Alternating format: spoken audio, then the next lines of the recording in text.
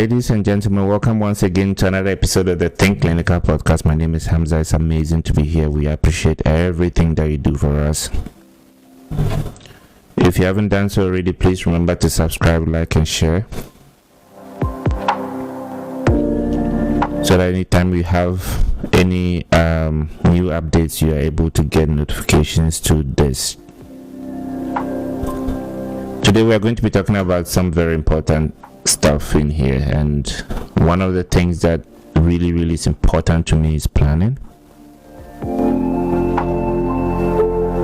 And if you don't, or if you're unable to plan properly, especially in your business, as you go from year to year, you are not planning to grow. So it's important that every time you're going into a new year, you have a strategy in place. You're ready to go into the year with a new plan. You're ready to go into the year prepared for anything that might come your way. You're ready to for any forms of any surprises, any crisis that come your way. You are ready for it. You are ready to provide consistency. You are ready to provide the support, and you are ready to provide the results that you need at the end of the year. So this episode is going to talk about how you plan, and one of the things and one of the ways and one of the strategies that you need to pay attention to, and one of the tools, let me use that, say it's a tool that you need to have. It's a playbook. It's a strategy playbook. Year on year, you need to have a strategy playbook, and if you don't have a strategy playbook, it's going to be a challenge for your business, because when you are hit with any unexpected change, it's going to derail the success or whatever journey you've been on.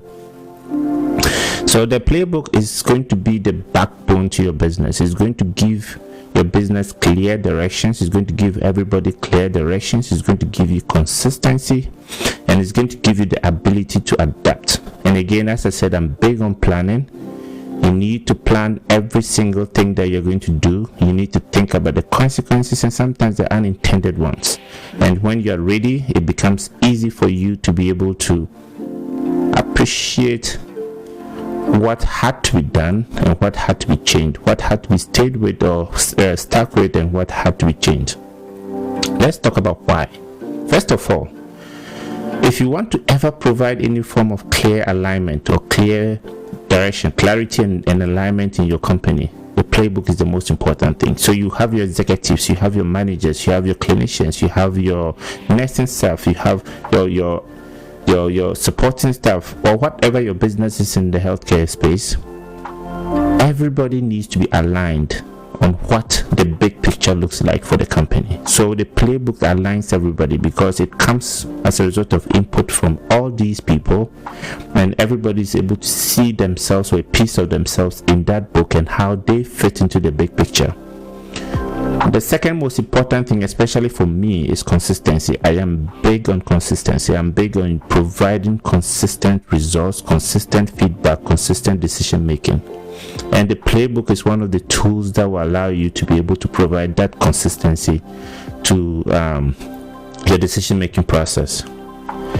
Thirdly, change will happen, and when that happens, you should be ready to change. You should be changed in a timely manner. In one of my episodes, I talked about the importance of timing, either timing the start of your business or timing evolution of your business. And one of these important components, as I said, is you need to have a good grip on timing. When it's time to change, because you have a playbook, you have a guide in place, it helps you to be able to adapt quickly to any change and pivot if you need to. It helps you to scale. If you are looking at scaling to new locations, you are looking at some M&As, the playbook helps you to be able to manage that whole process very clearly. Now, what are some of those consequences of not having a playbook?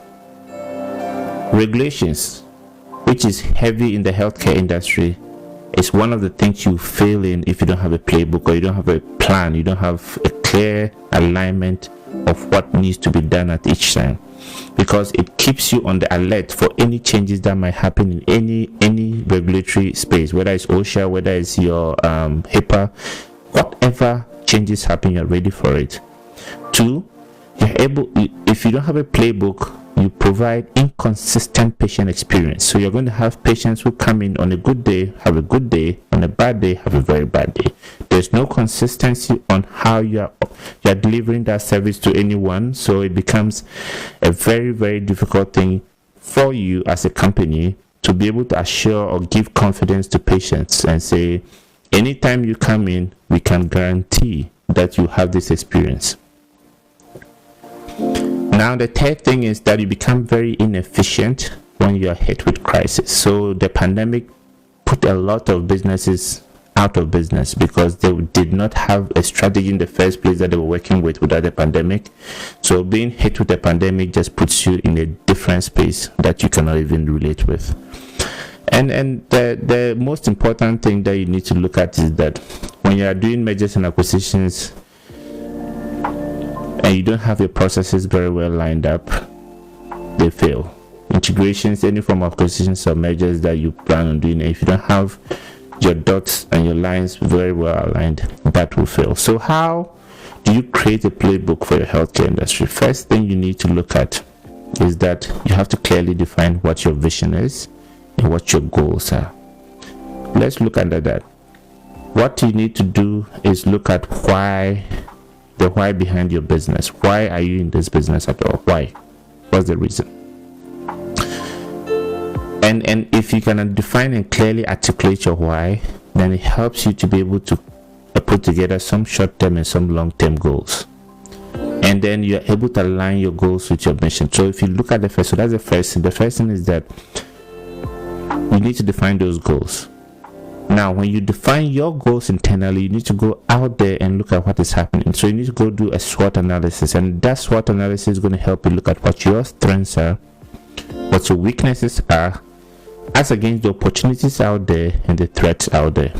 Now, once you're able to get this understanding of the market and the challenges that are out there, now you can move on to the third step, where you are able to map out your core operational processes. It doesn't mean nothing in this is going to change.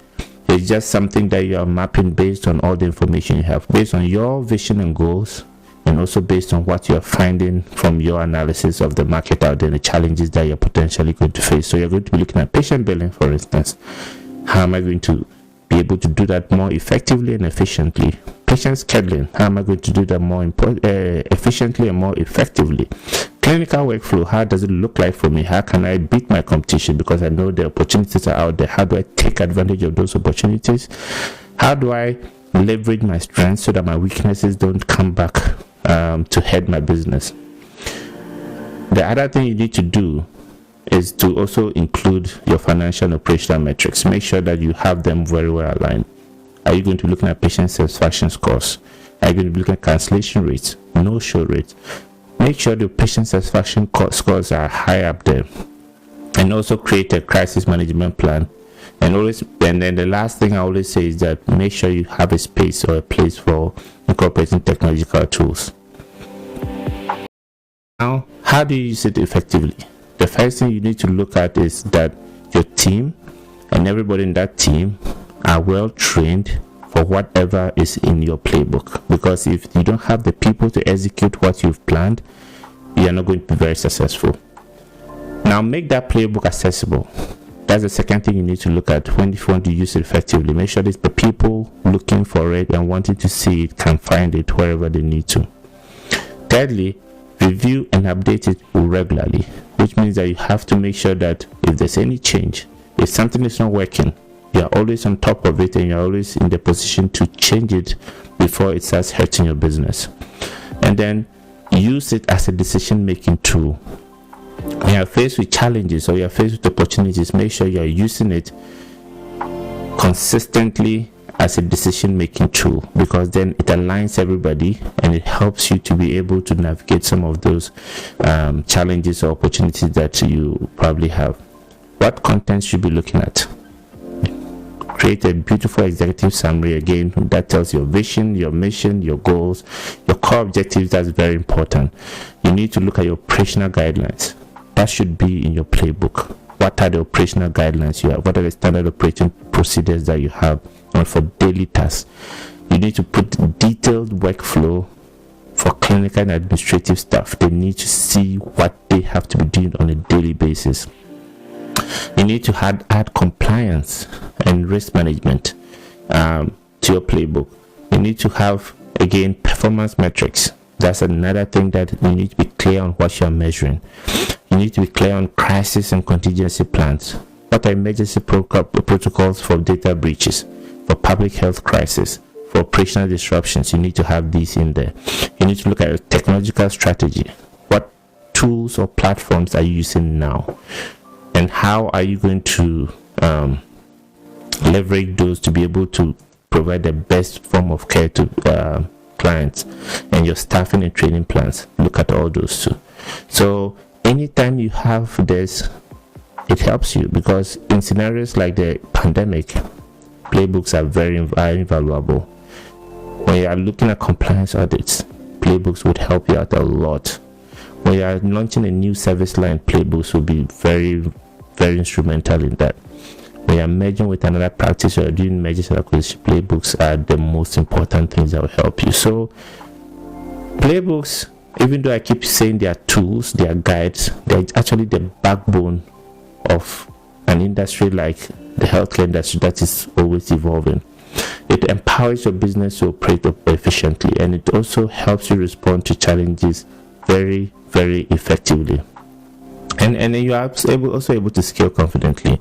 And most importantly for me especially, is able to put you in a position where you can and you will consistently make decisions in the same way every time and offer clarity. So this has been another very exciting episode of the Think Clinical podcast. We thank you so much for the support. Remember to subscribe, like, and share. And we'll see you in our next episode. Thank you.